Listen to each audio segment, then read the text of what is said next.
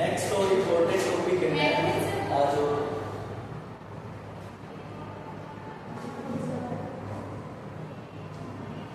Next और important topic है simple pendulum यानी सरल लोलक। सिंपल पेंडुलम क्या सरल लोलक।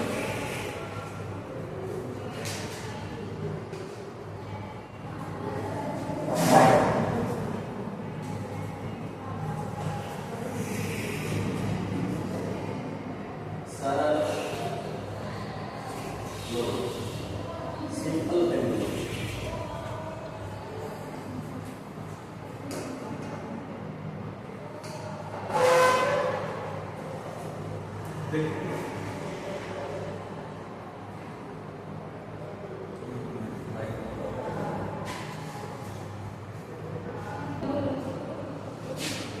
अब देखो कि सिंपल पेंडुलम होता क्या है, इंपॉर्टेंट टॉपिक है और आया हुआ है ना, आया हुआ है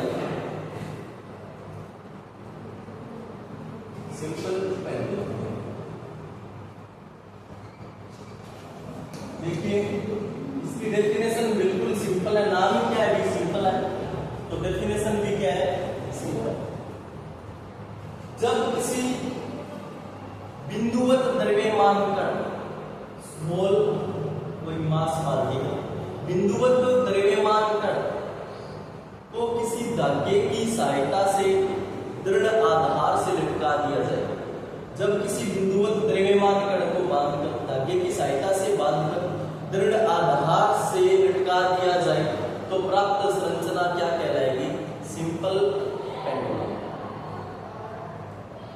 क्या कहलाएगी, सिंपल पेंडुलम। परिभाषा क्या हो जाएगी, जब कोई बिंदुवत द्रव्यमान कण, बिंदुवत द्रव्यमान कण समझे, छोटो सोचिया मास पूर्ण लेगा तो मास द्रव्यमान है, समझ गया होगा। कोई भी छोटो सो द्रव्यमान ले लो, बेन आपा के करांगा धागे की सहायता में बांध ली गई और बेन आपा यहां लटका देना, तो बाद की प्राप्त संरचना आएगी बेन बोलाना सरल लोलक या सिंपल पेंडुलम। जी हां, देखो क्या आपने करेंगे कोई भी हो कि दृढ़ आधार वो कि आपने करेंगे दृढ़ आधार, वो दृढ़ आधार और एक आपने करेंगे वो धातु, ठीक है।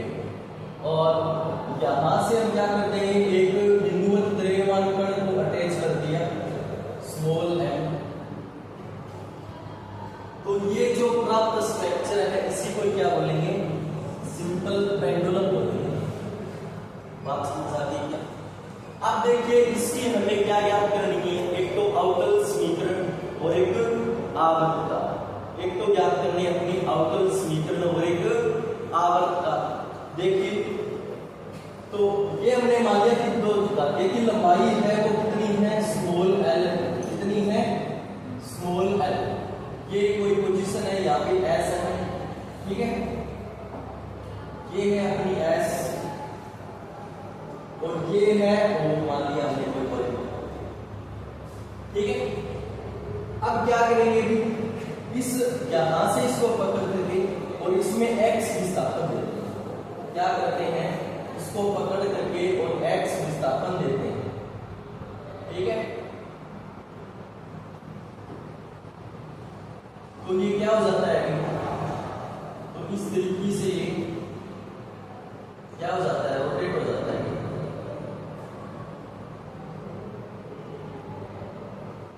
ये यहां जाएगा, ठीक है।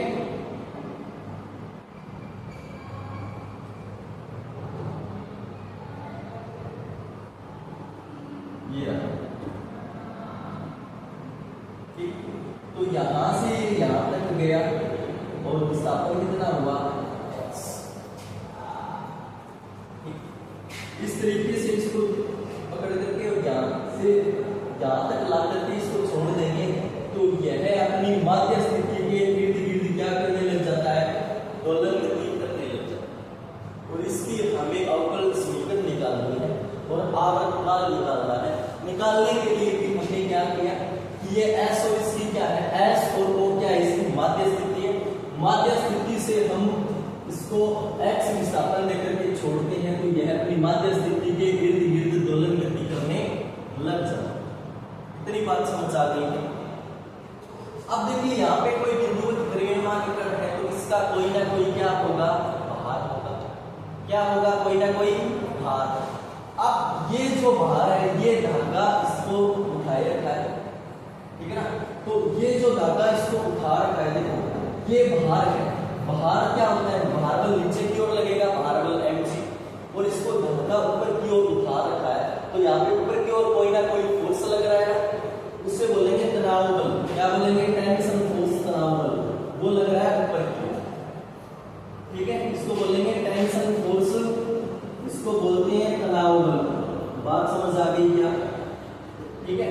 और इसका जो भार है वो ऊर्ध्वाधर क्या लगेगा, नीचे की ओर, भार बल mg। बात समझ आ गई। अब इस भार बल को mg को घटकों में हम विभाजित करते हैं। इसका क्षैतिज घटक और एक ऊर्ध्वाधर घटक लेते हैं, ठीक है ना। तो इसको कंपोनेंट्स के अंदर हम डिवाइडेशन करेंगे इसका। तो देखिए फिर ये क्या हो जाएगा, एक तो हो जाएगा इसका mg cos थीटा और एक हो जाएगा इसका mg sin थीटा। कोई दिक्कत है क्या, बोलो। अब देखिए ये जो mg cos थीटा है, mg cos थीटा है, ये ऊर्ध्वाधर नीचे की ओर लग रहा है, और ये mg जो sin थीटा है ये धागे के परपेंडिकुलर लग रहा है। ये धागा इधर जा रहा है, फोर्स लग रहा है इधर। बात समझ आ रही। ये जो mg cos थीटा है ये तनाव बल के यानी विपरीत कार्य कर रहा है। mg cos थीटा और mg, ये जो t है, t और mg cos थीटा है, वो एक दूसरे को संतुलित कर रहे हैं।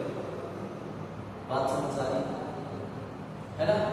तो और देखिए ये mg sin थीटा है, ये इस डायरेक्शन में लग रहा है, ये यानी ये जो द्रव्यमान पिंड है इसको इस ओर लाने का प्रयास करेगा। कौन सा, mg sin थीटा। तो mg sin थीटा यानी इस पिंड को अपनी प्रारंभिक स्थिति में लाने का प्रयास करता है।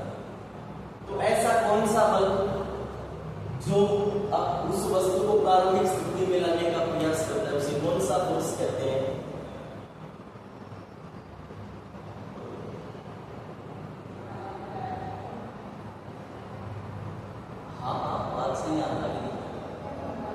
प्रत्यानयन बल। कौन सा फोर्स, तो यहां पे प्रत्यानयन बल का कार्य कौन सा बल कर रहा है, कौन सा घटक कर रहा है, mg sin। इतनी बात समझ आ गई क्या, अरे बोलो, डायग्राम समझ आ गया क्या, कुछ नहीं करना। क्या होता है, एक दृढ़ आधार और एक बिंदुवत द्रव्यमान कण लिया, धागे की सहायता से लटका दिया, इसको x विस्थापन देकर के छोड़ दिया।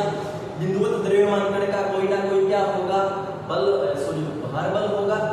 वो भार बल ऊर्ध्वाधर नीचे की ओर लगेगा। भार बल को दो कंपोनेंट्स में डिवाइड कर लेते हैं। एक तो होगा mg cos थीटा, ठीक है, जो ऊर्ध्वाधर नीचे की ओर, और एक क्षैतिज mg sin। mg sin theta है, यह प्रत्यानयन बल का कार्य करेगा, क्योंकि ये जो mg sin थीटा है बल का घटक, ये पिंड को अपनी प्रारंभिक स्थिति में लाने का प्रयास करता है, इसलिए इसे प्रत्यानयन बल कहते हैं। और ऊर्ध्वाधर जो mg cos थीटा ये नीचे की ओर लग रहा है, ऊपर की ओर जिस के विपरीत लग रहा है तनाव बल, तो ये एक दूसरे को क्या कर देंगे, कैंसिल आउट कर देंगे, यानी संतुलित अवस्था, ठीक है। ये अपनी थ्योरी है। अब हमारे पास में डायरेक्ट आ गया, F बराबर क्या आ गया, माइनस mg sin थीटा, प्रत्यानयन बल आ गया। प्रत्यानयन बल आने के बाद में हम क्या करते हैं, कोई भी फोर्स आ गया, बल आने के बाद में किससे कंपेयर करवाते हैं, किससे, न्यूटन की गति के, वहां से हमें अवकल समीकरण प्राप्त हो जाती है। अवकल समीकरण प्राप्त होने के बाद में क्या करवाते हैं, अवकल समीकरण प्राप्त होने के बाद में क्या करवाते हैं, अरे बोलो, एसएसएम इक्वेशन से क्या करवाते हैं, कंपेयर करवाते हैं। कंपेयर करवाने के बाद में हमारे पास में क्या प्राप्त होता है, ओमेगा नॉट की वैल्यू प्राप्त होती है, यानी आवृत्ति की वैल्यू प्राप्त होती है, जिस जिससे हम क्या निकाल सकते हैं, आवर्तकाल। That's all, topic complete. जो ट्रेक है आपको बात समझ आ गई। अब देखो इसकी हमें क्या निकालनी है, थ्योरी बनानी है। इसकी क्या बनानी है, कैसे बनाएंगे देखो। माना अच्छा से पहला तो डायरेक्ट सिंपल पेंडुलम की परिभाषा देखो।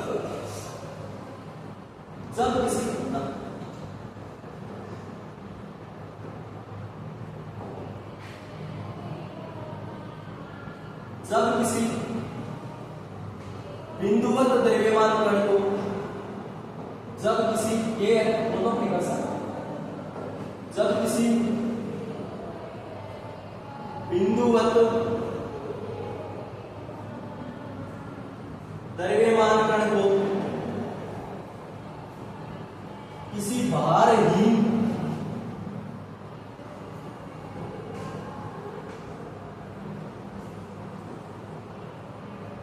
धागे से बांधकर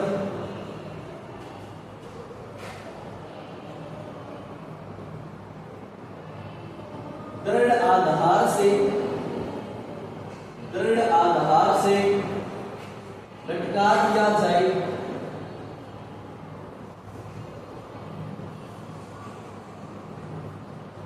तो प्राप्त संरचना सरल लोलक या सिंपल पेंडुलम कहलाती है। सरल लोलक या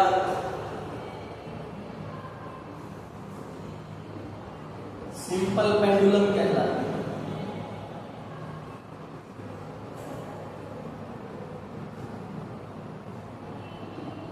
परिभाषा याद हो गई क्या सभी को? अरे बोलो। अब ये क्वेश्चन देखो सेक्शन बी में आ सकता है, 5 नंबर का क्वेश्चन। अगर सेक्शन ए के अंदर आए तो रिक्त स्थान वाली मुक्ति में ये डेफिनेशन लिखी आएगी, आपको बतानी होगी इसकी परिभाषा है, तो सिंपल पेंडुलम की परिभाषा है। ठीक है, दो ही टाइप से क्वेश्चन है। अब देखिए अब क्या क्या है, देखो माना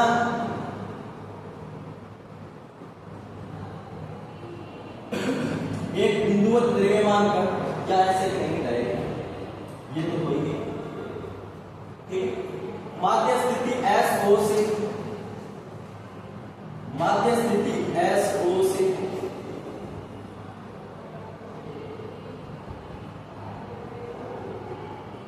O से द्रव्यमान पिंड को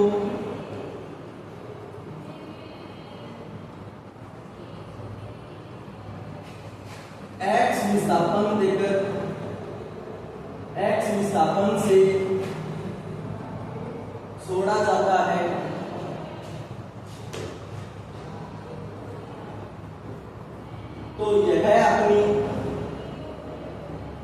तो यह अपनी माध्य स्थिति के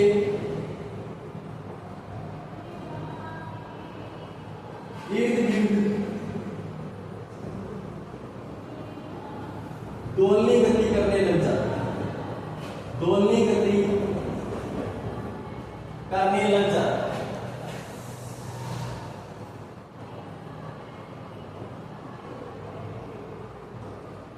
तेरी बात समझ आ गई है? इसके बाद में देखिए क्या लिखना है अपने को कि द्रव्यमान पिंड, देखो क्या लिखेंगे,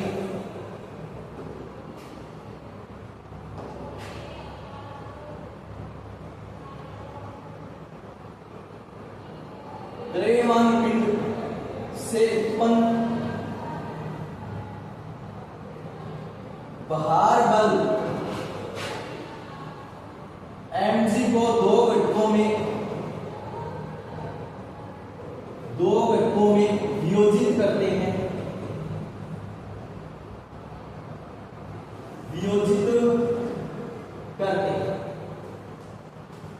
तो पहला घटक क्या है, बल का घटक mg cos थीटा ऊर्ध्वाधर धागे की दिशा में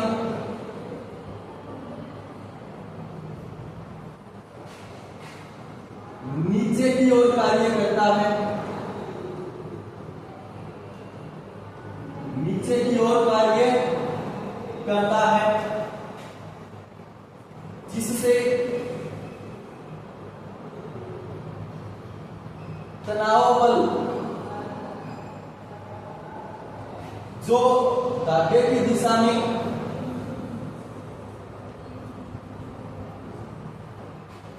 ऊपर की ओर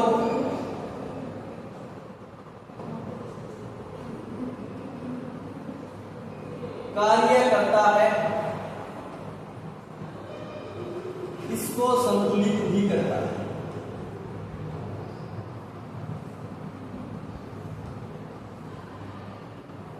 ये लाइन समझ आ गई क्या? अरे ये लाइन समझ आ गई क्या? क्या लिखी या कोनी है क्या? अरे बोलो। हाँ रुचि,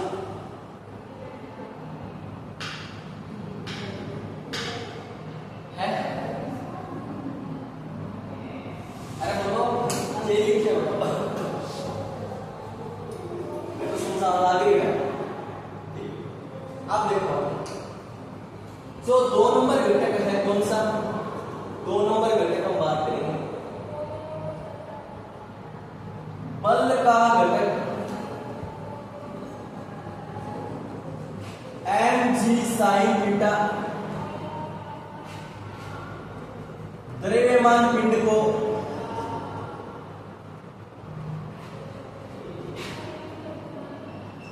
अपनी प्रारंभिक स्थिति में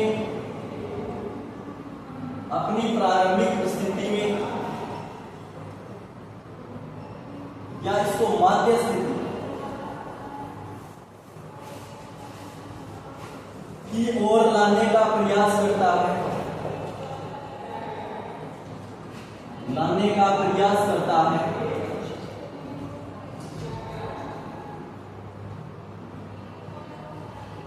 लाने का प्रयास करता है,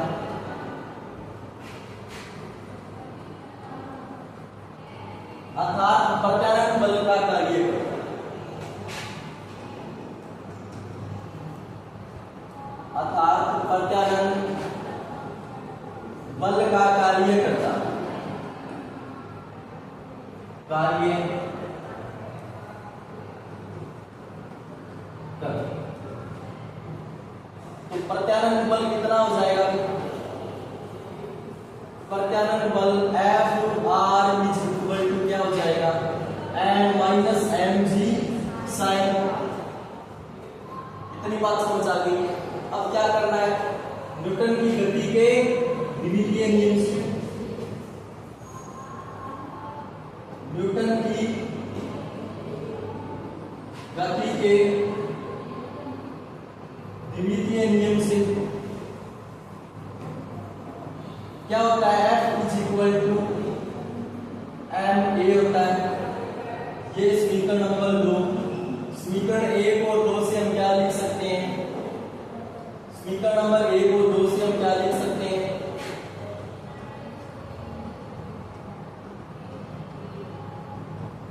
समीकरण 1 व 2 से हम क्या लिख सकते हैं? F बराबर क्या होता है? ma होता है और is equal to minus mg sin theta. अब देखिए d square m d square x upon dt square is equal to minus mg sin theta. अब एक चीज आपको याद रखनी है क्या? यदि थीटा अल्प है, यदि थीटा क्या हो? अल्प है, तो sine theta nearly equal to theta होता है। ये बस प्रवृत्ति हो रही है मैथ में पढ़ोगे, ठीक है? यदि थीटा क्या है? बहुत छोटा है, तो साइन थीटा को हम थीटा लिख सकते, ठीक है? तो यहां से देखिए m d square x upon dt square is equal to minus mg theta. हाँ पता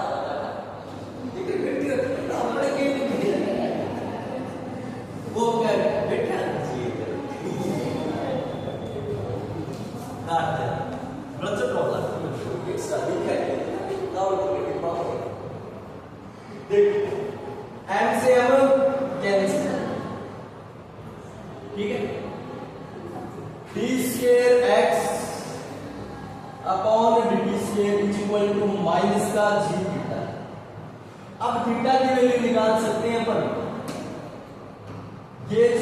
माना यहां से जो रोटेट हुआ वो क्या है,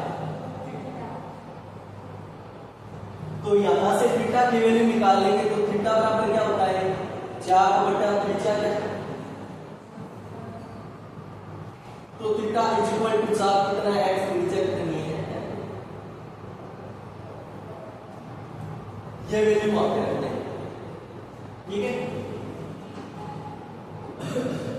तो समीकरण नंबर ए से हम क्या लिख सकते हैं, समीकरण ए से क्या लिख सकते हैं, D square X upon D square, ये प्लस का लेके आ जाएंगे। ठीक है, क्या हो जाएगा x upon L G is equal to क्या आ जाएगा, ये समीकरण नंबर कितनी आ गई, कितना नंबर समीकरण है, समीकरण को यूज क्यों करा था 3 है। समीकरण नंबर 3 क्या है, अरे समीकरण नंबर 3 क्या है बताइए, सिंपल पेंडुलम की अवकल समीकरण क्या है, समीकरण नंबर 3 सिंपल पेंडुलम की क्या कहलाती है, अवकल समीकरण कहलाती है। समीकरण नंबर 3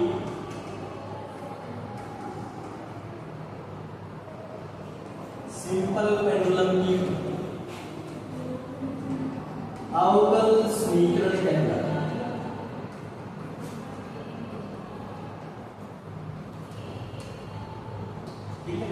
अब क्या करेंगे, अब क्या करेंगे बताइए, क्या प्रोसेस करनी है,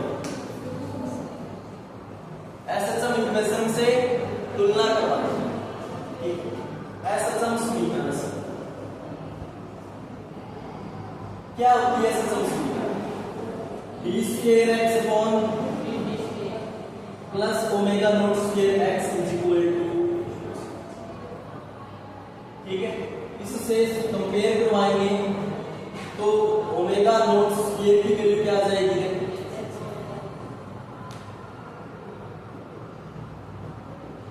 ओमेगा नॉट स्क्वायर की वैल्यू क्या आ जाएगी, तो G upon L X compare करवाएंगे तो क्या लिखेंगे, जी अपॉन एल और क्या आएगा, बात समझ आ रही है, तो जी अपॉन एल ये आ गया अपने ओमेगा नॉट स्क्वायर की वैल्यू। अब क्या निकाल सकते हैं, आवर्तकाल निकाल सकते हैं, तो आवर्तकाल के लिए क्या करेंगे कि फॉर्मूला ये याद होना चाहिए, आवर्तकाल का फॉर्मूला क्या होता है, t is equal to 2 pi upon और t is equal to 2 pi omega naught की वैल्यू क्या है, तो ये क्या जाएगा इसका सिंपल पेंडुलम का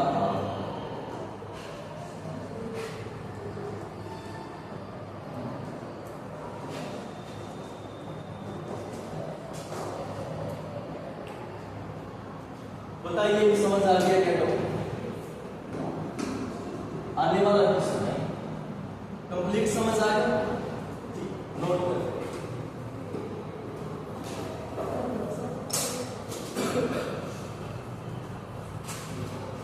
पहले परिभाषा लिख लो आप, फिर डायग्राम बना लेना।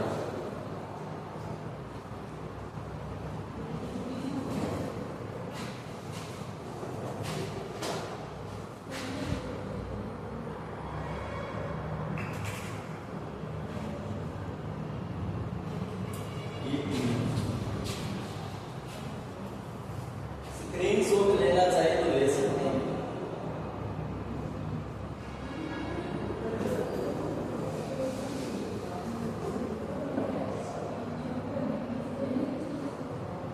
हाँ ले लो,